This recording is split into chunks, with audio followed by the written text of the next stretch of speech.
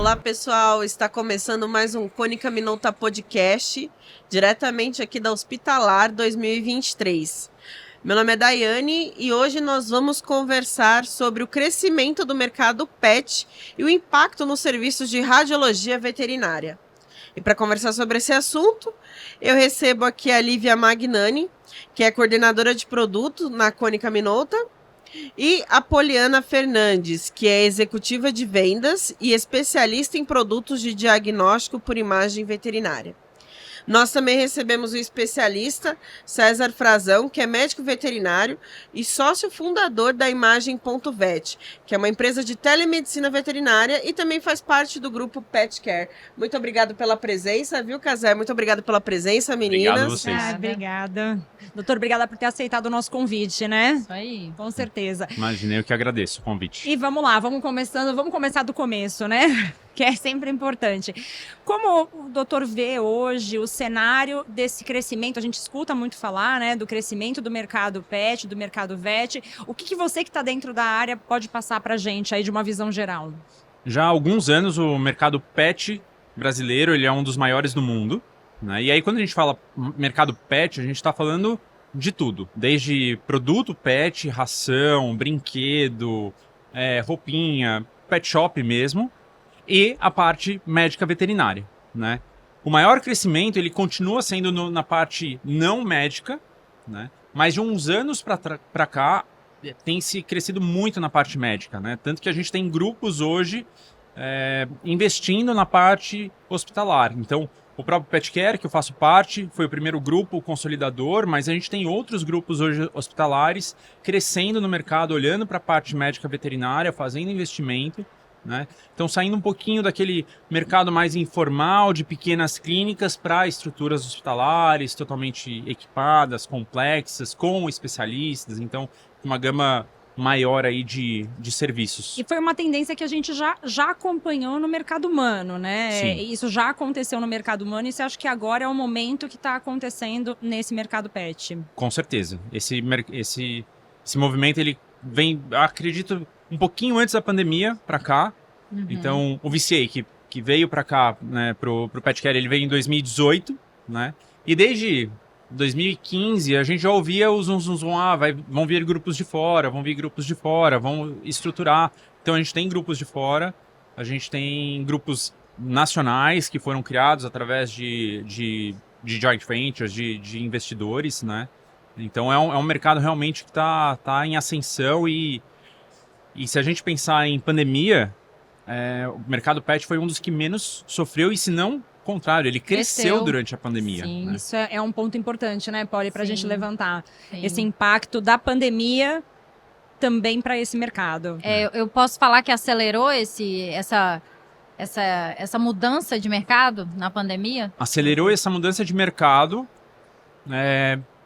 um pouco por conta da visão, né, do mercado em si, e a gente passou a trabalhar mais de casa, e aí né, todos nós. Então, o nosso sentimento é que as pessoas passaram a ficar mais tempo com seu pet, olhar mais para ele, entender qual que é o dia a dia dele. Então, saía de manhã, estava bem, talvez ele não passasse bem o dia, e quando chega à noite ele tá melhor, porque ele tá ansioso, tá esperando, e aí a gente já vai dormir e a gente não percebia. E ao longo do dia você percebe, putz, ele fica mais quietinho, ele fica mais deitado, ele tá amuado. Então eu acho que mudou esse olhar e isso deu essa expansão. E pro meu mercado em si, da Imagem.vet, da telemedicina, o nosso crescimento na pandemia foi fantástico, né? Em 2016, que foi a primeira feira que a gente participou como Imagem.vet, nosso intuito lá era divulgar o que era telediagnóstico. As pessoas não sabiam na veterinária que se podia fazer um laudo à distância. Então eu não estava lá para vender o meu serviço, eu estava lá para instruir as pessoas, para falar, olha, existe teleradiologia, é assim que funciona. Divulgar uma tendência. Divulgar uma tendência, exato. Né? Quando chegou a pandemia, as pessoas já sabiam, né? Então já tinham outras empresas, e aí a gente fez a gente vem crescendo, né? Desde que a gente fundou, a gente tem um crescimento contínuo, mas a nossa curva, né, deu um steep assim no nosso gráfico bem importante a partir de 2020. E quando a gente fala desse, assim, cresceu o mercado, você falou que já mudou um pouco como os donos olham, né, o pet, como eles vão tratar, e com isso também alavancou a parte da saúde, né, porque a gente fala de roupinhas, brinquedos, tudo isso vai caminhando junto, mas também cresceu essa preocupação, porque a gente não via alguns anos atrás uma preocupação de um cuidado preditivo com os Exatamente. animais, exames de rotina para animais. Sim. Tinha uma coisa cultural que só levávamos os animais, né? E eu falo levávamos, porque eu também né, tenho o meu pet em casa. A gente só leva quando tá doente, não de uma maneira de um acompanhamento, como na medicina humana já é uma coisa preconizada. Não Até há. na complexidade do atendimento, Sim. acredito, né? Não, com certeza. A medicina veterinária preventiva, ela tá em super alta agora. Exatamente por isso que você falou, Olivia. As pessoas começaram a... Já existia a tendência do pet, tanto que a gente não chama mais de proprietário, mas sim de tutor, né? Do pet ser um ente da família. Sim. Mas ainda era um ente da família com aquela preocupação de, quando eu vomitar, eu levo, né? Quando passar mal, eu vou no veterinário. Se quebrar a pata, eu vou. Agora não. As pessoas vão para receber uma orientação de vacinação. Elas vão para fazer um check-up quando o animal chega lá perto da meia-idade ou da idade avançada, a partir de 6, 7 anos, né? Então eles vão para saber se está tudo bem. Ele não está apresentando nada, mas faz um check-up. A gente tem a especialidade cresceu demais na veterinária. A especialidade de radiologia ela foi regulamentada em 2019, efetivamente, né? Então temos poucos especialistas efetivos pelo Conselho Federal ainda na radiologia, mas várias outras especialidades foram surgindo e estão muito forte, né? A gente tem um mercado educacional muito grande, a gente tem muitos veterinários sendo jogados no mercado, então eles acabam procurando também as especializações. Aí é um caráter mais também informativo para quem está assistindo a gente. Então, o médico veterinário, ele faz a formação veterinária e aí o correto seria se especializar na parte de diagnóstico por imagem, que seria a radiologia veterinária ou qualquer outra modalidade. Esse é o fluxo. Isso, esse é o fluxo, né? Assim, como bacharel em medicina veterinária, eu posso fazer tudo. Eu posso trabalhar desde a produção a campo, passando pela inspeção de produtos animais dentro de um mercado, de um supermercado, de uma rede Carrefour, Pão de Açúcar, etc. Como dentro da medicina veterinária, fazendo, inclusive, cirurgias complexas. Eu posso. Só não vou estar apto, porque com 5 anos de faculdade, aprendendo tudo isso, a gente não tem suficiente, né? Bagagem. Então a gente vai atrás das especializações. As especializações são cursos, normalmente pós-graduação, lato sensu, que dão o conteúdo, nos tornam especializados na área já, com mais bagagem, com mais lastro realmente para a gente exercer aquela função. E aí o título de especialista é um step a mais. É você virar e falar assim, olha, eu tenho tudo que o Conselho Federal e a associação de classe dessa área exige, você se submete a uma prova para você poder tirar o título de especialista. Hoje ainda o título de especialista ele ainda acaba sendo algo mais, não vou dizer acadêmico, porque não é voltado para a academia em si, mas é mais assim, olha, eu tenho. Não muda muito no mercado, no final das contas. Mas eu acho que é uma tendência. A gente ter realmente isso... Eu não sabia que era uma coisa tão recente, né? O título de especialista em radiologia veterinária, 2019. 2019. É Legal. bem recente. É bem Eu recente. também não imaginava que seria recente. Para mim já era uma especialidade que estava há Sim. muito tempo já no mercado. A gente já tinha a especialidade com muitas pessoas de renome e com um notório saber na área, mas que, legalmente falando, eram especializados e não especialistas, porque aí se torna um título. É igual a brincadeira do doutor, né? Passa a ser doutor a partir do momento que tem o doutorado, né? Então é a mesma coisa. Eu posso me denominar especialista se eu tenho o título de especialista. Naquela área. Naquela área. Voltando naquele link do crescimento, né? A gente pensando no crescimento desse mercado. A gente poderia dizer que estamos num platô, que esse crescimento do mercado ainda vamos continuar nessa curva. Sim. Como que a gente pode ver O isso? que você espera aí da continuidade desse crescimento, não? Eu acho que tem uma tendência de crescimento, sim.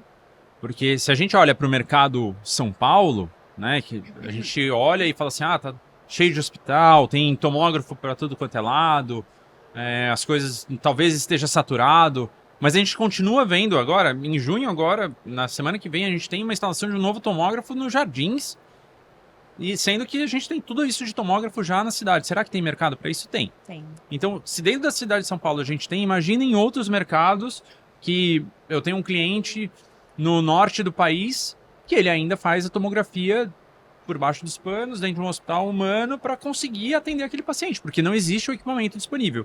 Então, assim, a gente tem muito ainda para crescer. Então, eu acho que a tendência Legal. é de continuar o crescimento, sim, né? E com esse enfoque também, pensando lá no crescimento e nos consolidadores.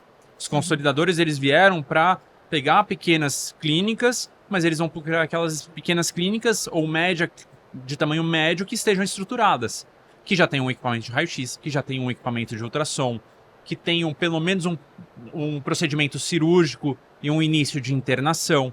Então, as pequenas clínicas, elas têm uma tendência a se tornarem médias clínicas, com maior estruturação e para depois se tornar um hospital.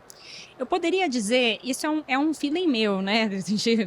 É bacana a gente estar aqui para poder até confirmar com o doutor. O diagnóstico por imagem é muito importante para o humano. Eu vejo também ele um grande aliado na medicina veterinária, porque os animais não falam também as sensações, ele mostra que está incomodado ou que tem alguma coisa, mas muitas vezes é muito difícil você identificar exatamente o que está acontecendo. Sim.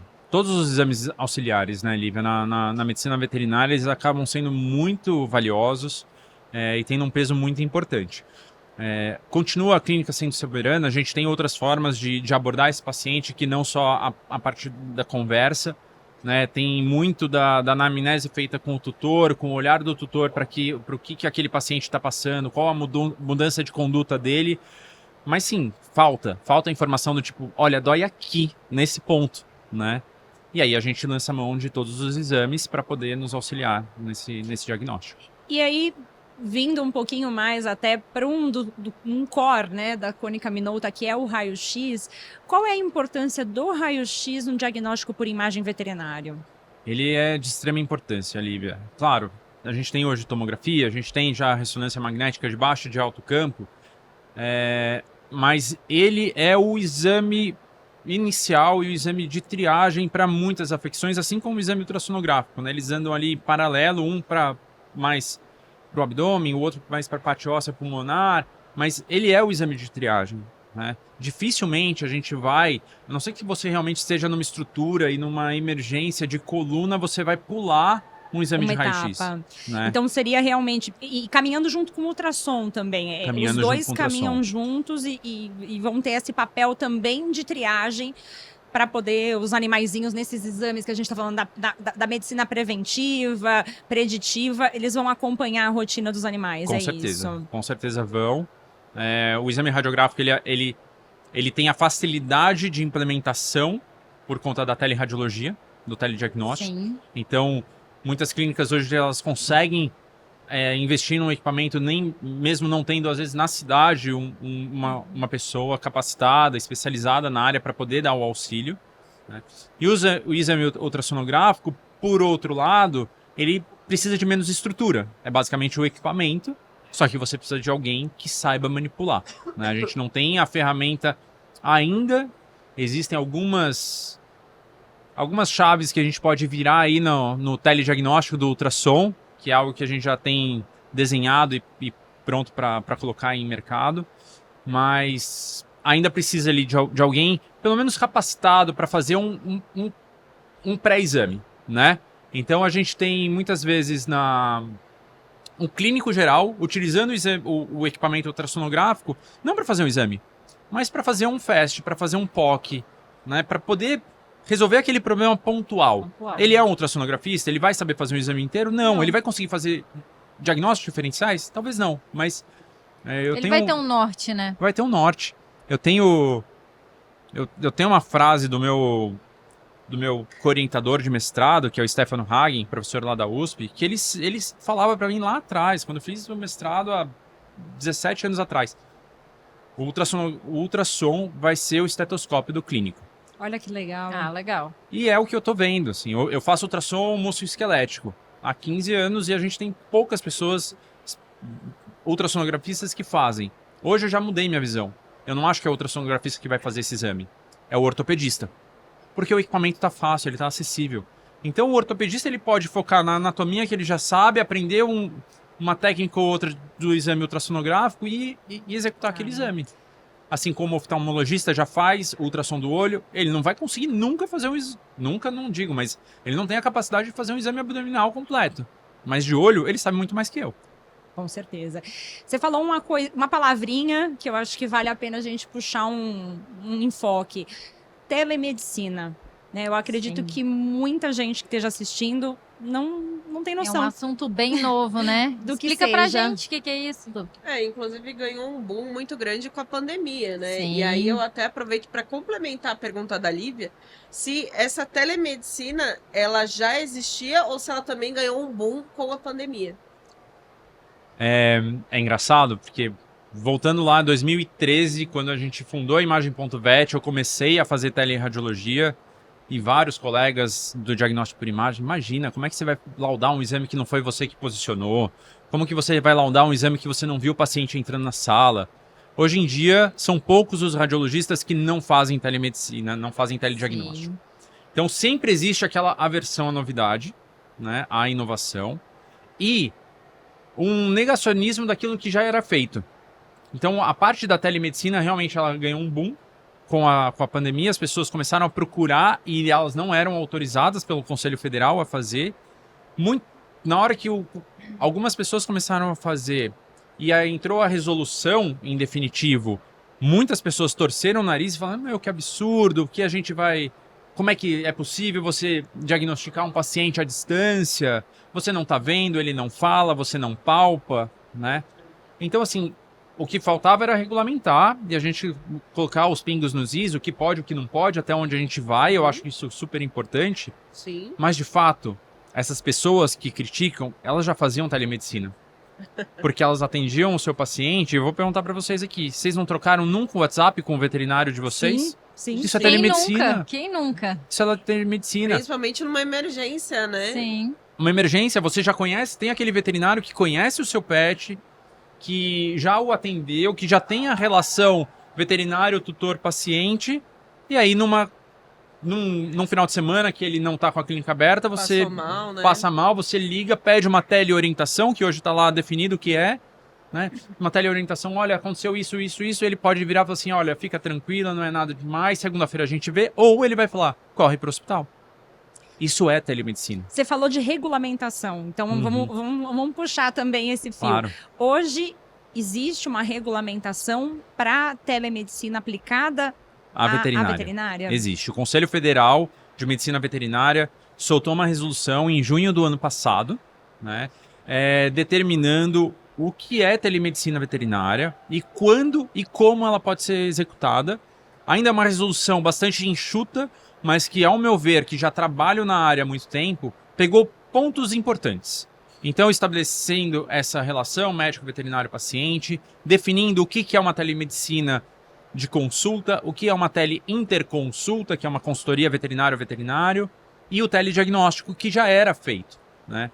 E aí, inclusive dentro do telediagnóstico, pontuando que isso deve ser feito dentro de critérios. Então, para eu fazer um telediagnóstico, eu tenho que trabalhar com uma imagem em DICOM. Não está escrito DICOM, mas lá diz que eu preciso ter um sistema de comunicação, de tecnologia da informação adequado a isso. Ou seja, não vale o WhatsApp, não vale a foto do WhatsApp, não vale uma imagem JPEG. Então, não está definido ali. Eu acho que isso vai caber, talvez, à Associação Brasileira de Radiologia definir, né, esses parâmetros, mas olhando para o que a medicina já tem, é isso, a gente trabalhar com imagens em DICOM, a gente trabalhar com PACS, a gente ter segurança da informação, que esses dados sejam criptografados, a gente não pode esquecer que, paralelo a isso, a gente tem a LGPD. Que tem, vamos dizer, para os tutores, né? Que vale para os donos, né? Vamos dizer. Então, assim, eu tenho que ter uma ferramenta que me garanta isso, não só para mim como radiologista, como prestador de serviço de telediagnóstico ou como empresa, mas pensando no tutor, pensando no paciente, né? E até no médico veterinário que está solicitando aquilo. É bem interessante, porque acho que esse foi também, como você falou, foi o primeiro, o início. Com certeza vão surgir, né, outras regulamentações mais completas, definindo a questão do protocolo DICOM para a transmissão das imagens, mas já é o começo. Sim. Então, pelo menos a gente está vendo que tem uma luz sobre o tema. Sim. E que com o tempo isso vai aprimorando, e acho que é muito importante também, porque a gente infelizmente sabe que existem algumas pessoas de má fé que usam ou alguma tecnologia que não é a melhor, é a mais adequada, ou às vezes até a mais barata, sem priorizar o resultado final, que é o diagnóstico, né, do paciente. A gente hoje está com cerca de 200 clínicas no país que a gente atende pela Imagem.vet. Então, já nos conectamos a quase 300. Né? Alguns vão e vêm, mas hoje são cerca de 200 clínicas que a gente presta o serviço de diagnóstico por imagem, e a gente já teve que recusar algumas, porque ele simplesmente tem um equipamento que é digital, mas ele não está no protocolo DICOM 3.0. E eu não consigo atender. Quer dizer, consigo. Eu só não quero porque eu não tenho a garantia de que o que eu estou vendo ali está baseado num protocolo que eu sei que é mundialmente confirmado, sedimentado, padronizado. Você não vai estar perdendo informação diagnóstica, às vezes, numa transmissão de imagem. Quem não é muito do meio, às vezes nem imagina que isso pode acontecer, mas até uma foto que a gente passa, e acontece bastante isso, da gente passar pelo WhatsApp, ela já perde qualidade. Sim. Não, e coisas assim que eu converso com alguns clientes meus e eles não entendem o quão chato eu sou, né? Eu tinha uma plataforma que ela permitia que você fosse lá e subisse manualmente as imagens. Só que ela não puxava nesse trâmite, ela era realmente uma fuga, né? Deu algum problema no sistema, como é que uma segunda via para vamos resolver e depois a gente arruma o sistema, né? Só que alguns clientes meus usavam aquilo ali como a ferramenta do dia a dia. Só que qual o problema? Ele subia manualmente, ele não lia as informações da DICOM. Ele tinha que repreencher aqueles dados. Eu posso subir hoje o exame do tiquinho e preencher os dados do tiquinho. Amanhã eu pego sobre esse mesmo exame e preencho da bolinha. Sim. Qual é a garantia, né? Ué. Então hoje não. A gente está numa plataforma, eu aboli. Legal. Na hora que a gente estava customizando, eu falei assim, tem essa função? Tem. Eu não quero. Eu só quero que entre DICOM. O DICOM que vai preencher os dados do cabeçalho. Né? Vou trazer uma provocação para cá. Como eu falei, né, no começo, eu tenho uma cachorrinha que realmente ela tem aquele papel de um membro da família dentro da minha casa, então tem todo aquele cuidado. Mas eu noto ainda que essa parte da medicina veterinária para os tutores, ela ainda está muito custosa. Né, de fazer isso caber na realidade. Enfim, para o mercado humano, existem planos de saúde, existem alguns métodos, tem o próprio Sistema Único de Saúde. Isso é um desafio do mercado veterinário, como tornar todas essas tecnologias que estão chegando acessíveis, né, de uma maneira geral. É um desafio, eu sei disso, mas eu acho que é bacana a gente aproveitar a oportunidade para discutir. Aí uma visão mais minha de gestão, de entender e tá um pouco nesse mercado, né? A gente, na veterinária, a gente tem que ir atrás dos recursos numa JPR, numa hospitalar, que o foco, né, queira ou não queira, das grandes, ele é a medicina. E a maior parte dos equipamentos foram desenvolvidos para a medicina, né? E para esse desenvolvimento, eu entendo, existe um custo. Só que quando a gente vai para o mercado veterinário, o nosso volume de atendimento ele é infinitamente menor do que na medicina. Então, para eu diluir o custo de investimento nesses equipamentos, acaba fazendo com que o meu ticket médio seja maior. Tanto que tem muita gente do mercado humano que quando descobre qual é o ticket médio de um exame de tomografia computadorizada na veterinária, fala assim, não, eu vou tirar meu equipamento de tomógrafo desse hospital, dessa clínica, e colocar numa clínica veterinária, porque eu vou fazer dinheiro. Como se fosse, nossa. Só que é 5 vezes mais, todos os pacientes têm que ter são anestesiados, então desses 5 vezes mais parte vai para o custo de anestesia do profissional, dos insumos e de tudo mais, do equipamento de anestesia. O tempo de exame é maior e muitas vezes não é 5 vezes menos, são 10 vezes menos, 30 vezes menos o número de exames que você faz.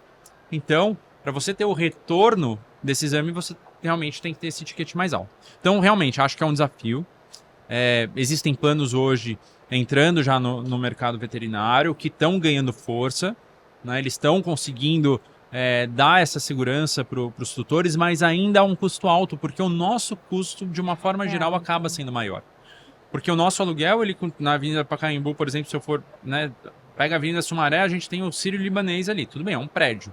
A gente pega o Pet Care, que está na Avenida Pacaembu, uma avenida ao lado. É uma casa, são 3 casas hoje, tá reformando a 3ª casa. O dono do imóvel, ele não vai olhar e falar assim, você é veterinário, vou cobrar mais barato. Não. Não, o aluguel é o mesmo, né?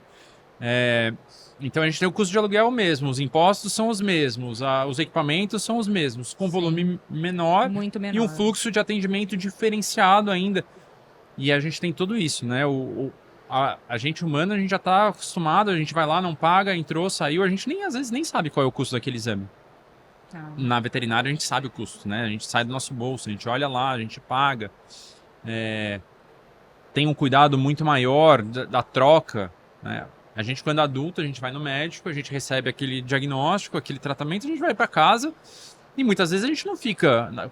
Tossir de novo, não vou ligar pro meu médico. Agora, se é meu filho, tossir de novo, eu vou ligar. Se é meu cachorro, eu vou ligar. Então, é muito similar esse atendimento ao atendimento pediátrico, né, na medicina. Mas é um desafio, sim, Lívia. Eu acho que então a gente pode dizer que uma tendência para tornar os exames mais acessíveis seria a adoção dos planos de saúde para o mercado, né, para o mercado veterinário. Eu acho que isso seria um meio.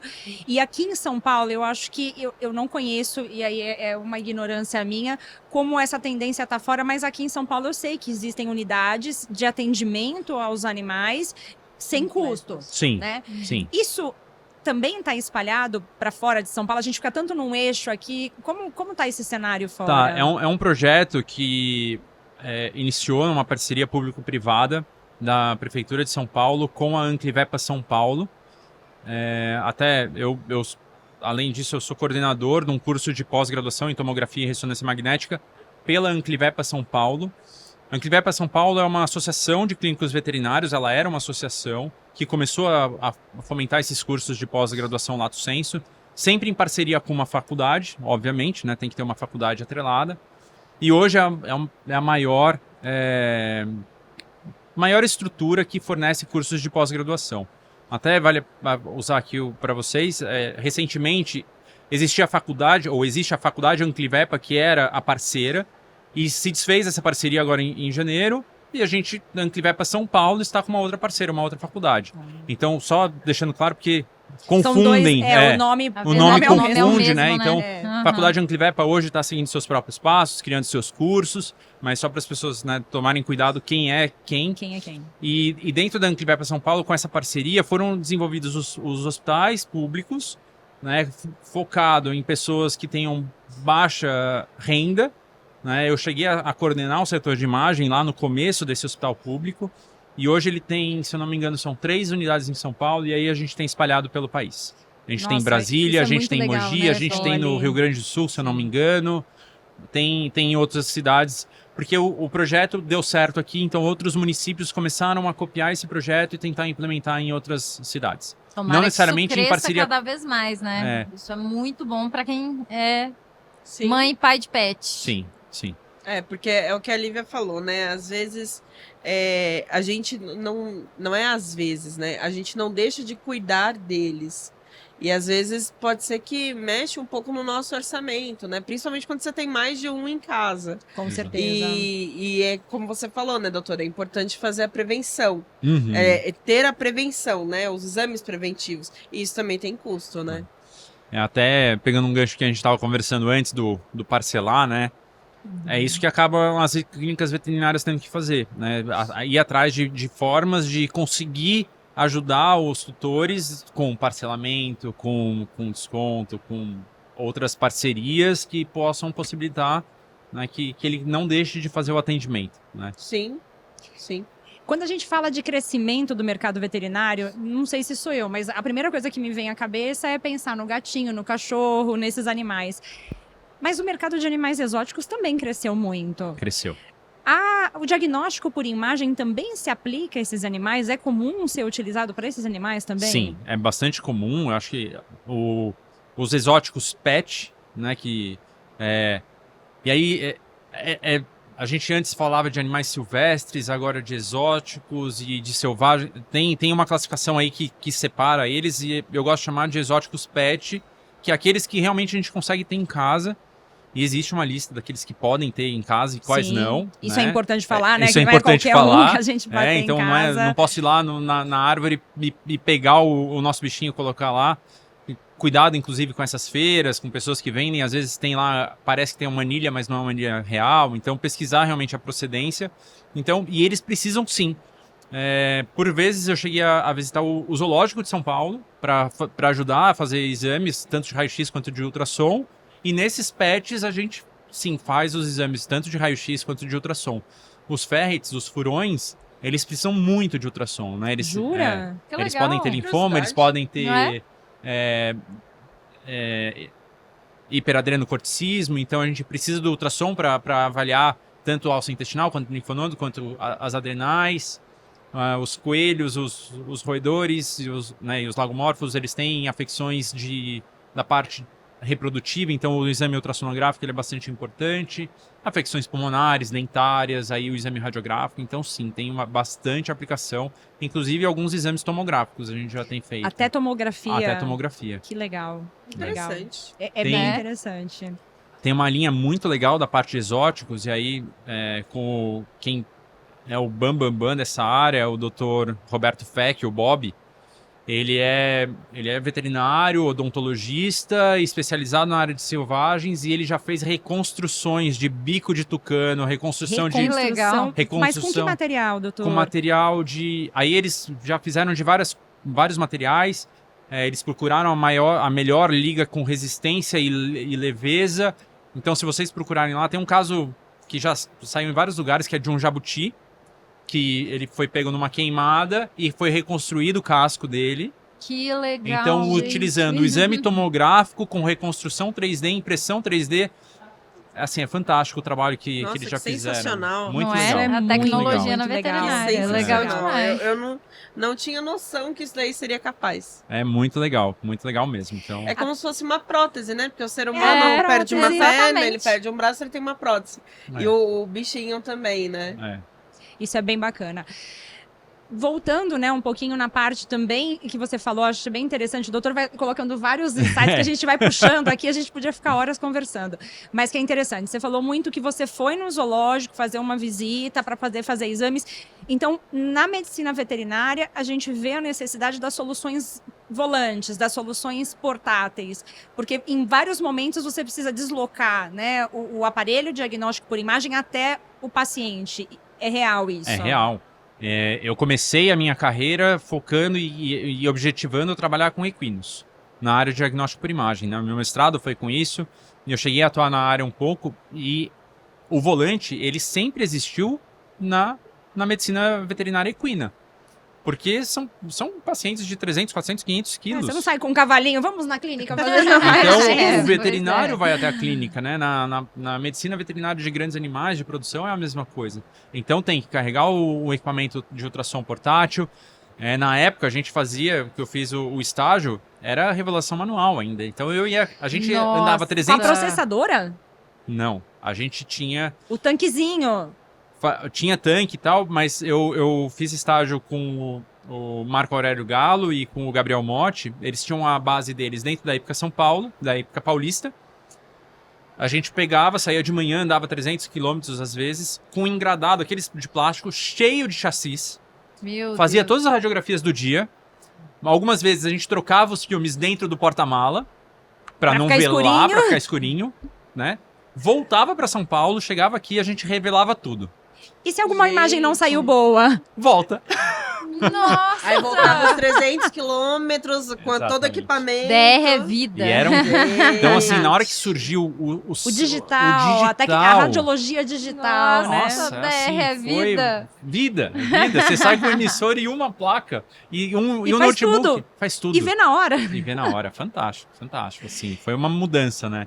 Uma bem mudança de importante. chave, De né? chave Eu acho muito que importante. Bem muito grande. importante. Eu acho a gente vê, né? A tecnologia sempre aliada, né? A essas aplicações sempre trazem benefícios que são muito interessantes. Com Sim. certeza. Aqui nos podcasts a gente tem falado muito em tecnologia, muito em inovação aplicada à veterinária, ao mercado humano. E em todos os finais, né, de assuntos, a gente conclui o quanto ela vem somar e trazer aí benefícios para o paciente. Recentemente eu tive contato com participei de um congresso online voltado para inovação na medicina e conheci esses médicos que eles têm um livro chamado o Novo Mindset do Médico, e são 7 médicos, e aí o Mindset, né? São 7 médicos que são apaixonados pela inovação e veem a inovação como uma ferramenta aliada e que não tem o que a gente escapar, e eles são embaixadores da inovação, né? Eles fomentam, eles contam ali no livro deles histórias de como a inovação os ajudou no mercado e tenta realmente mostrar para o médico que eles têm que mudar essa chavinha. Então eu me vejo hoje em dia um pouco nessa posição no mercado veterinário, tentar mostrar para as pessoas que a inovação está aí, ela tá para nos ajudar, a gente não tem que ter medo dela. A IA tá aí, a inteligência artificial tá aí, a gente não tem o que fugir. Puxou isso, né? e ela também está sendo aplicada, acho que aí é bacana, a IA também está sendo aplicada à medicina veterinária? Já tem muita coisa sendo desenvolvida, eu ainda não vi muita coisa aplicada, mas sim, tem muita coisa pra gente explorar. Mas aí, de novo, né, o mercado humano é muito maior, então todas as techs estão olhando pro, né, nas health techs, elas estão olhando muito mais para o mercado humano, e às vezes eles vêm e falam, pô, legal, vamos ver se a gente faz alguma coisa na veterinária e tal, mas eu acho que ainda tá engatinhando, mas vai chegar. Tendência. É a tendência. Mais uma tendência. E não é que ela vem para substituir o médico, o veterinário, o radiologista, ela vem para substituir aqueles que não souberem a utilizar. E não porque ela vai vir. E para facilitar, esse que é o objetivo, né, da tecnologia, facilitar. Imagina, o chat GPT, que absurdo. Não, ele já tá aí.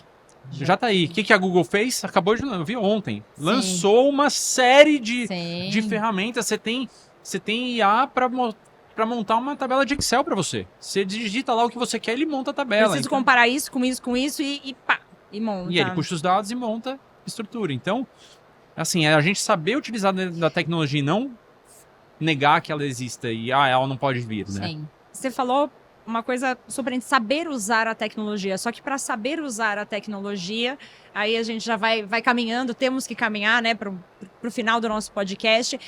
É um desafio hoje para o médico veterinário estar atualizado com tantas coisas chegando, com tanta tecnologia Ótima aplicada. pergunta.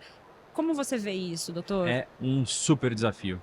E eu vejo isso diariamente, né? Eu trabalho com tecnologia, eu tive que aprender um pouco de tecnologia da informação, saber o que é um IP fixo, saber o que é um firewall, para que a minha empresa pudesse crescer.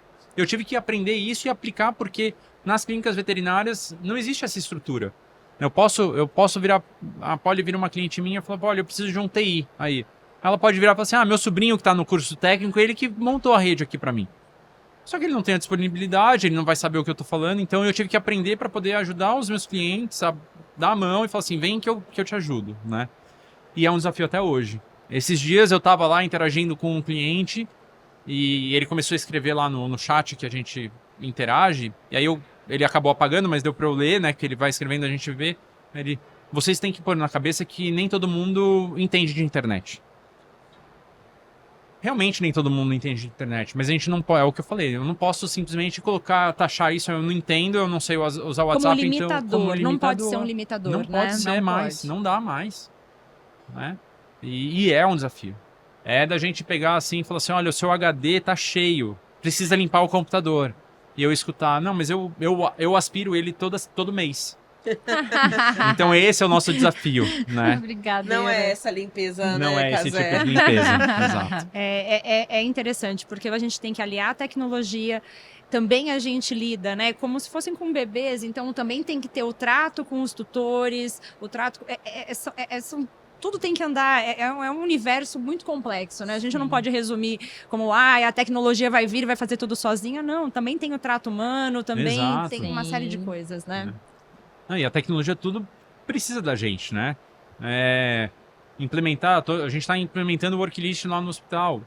Não é assim, né? Você tem que ir, tem que ver como é que tá a rede, você tem que estruturar, tem que configurar os equipamentos, tem que validar, tem que ver se as informações que estão no seu equipamento, elas são no protocolo da ICON 3.0, o veterinário ou não, se foi criado alguma coisa. Você tem vários ajustes para fazer. Então depende do humano e a gente precisa estar ali sabendo utilizar essa tecnologia. Eu acho que a gente conseguiu deixar, Polly, um recado muito interessante para quem está assistindo, Verdade. né? Sim. São informações preciosas que a gente podia desenrolar uma por uma e ir fazendo outros podcasts Sim. de cada ponto. Mas eu acho que foi bem esclarecedor, é interessante saber como está o mercado veterinário. Doutor, muito, muito, muito obrigada.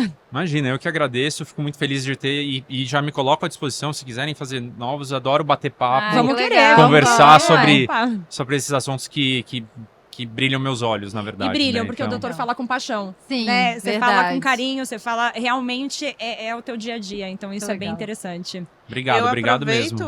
ô Casé, deixa então suas redes sociais para quem quiser te mandar uma pergunta, tem alguma dúvida, quer bater um papo, deixa as redes sociais pra galera. Bom, a gente tem, pela imagem.vet, a gente está muito ativo no Instagram, Facebook, então, e YouTube também, e LinkedIn. Então, imagem.vet em todas essas redes sociais. Se não achar, coloca teleradiologia veterinária, mas normalmente imagem.vet, você vai achar a gente nas redes sociais. No YouTube a gente tem um canal que a gente fala sobre posicionamento radiográfico, sobre posicionamento de exames de tomografia. A gente fez uma série recentemente com a Renata Ruda, que é uma advogada que milita dentro da área da veterinária e falou de inovação, falou da telemedicina Legal. pra gente, com a Gabriela entrevistando. Então foi uma série, eu acho que de 8 capítulos, Olha que legal. de 8 episódios. Tá Bacana. tudo lá no YouTube. E a minha rede social, ela é uma particular profissional, é @casevet. Também, se alguém quiser me seguir, às vezes eu vou lá. Não sou muito influencer de ficar falando pra câmera, mas a gente Né? posta algumas coisas também, tá bom? Ótimo, Ótimo. nós vamos deixar aqui também na descrição do vídeo, para que fique mais fácil também para os seguidores. Eu agradeço a sua presença, foi um bate-papo muito gostoso, de muito conhecimento pra gente, né? Agradeço a participação das meninas também, muito obrigada, Obrigada. Polly, obrigada, Lívia. E eu faço convite para quem está em casa, de acompanhar as nossas redes sociais, que nós vamos continuar trazendo muito conteúdo de muita qualidade sobre a medicina humana, a medicina veterinária, a saúde da mulher, sobre tecnologia, inovação, enfim. Acompanhe as nossas redes sociais e muito obrigada, pessoal. Obrigado, boa tarde. Obrigada.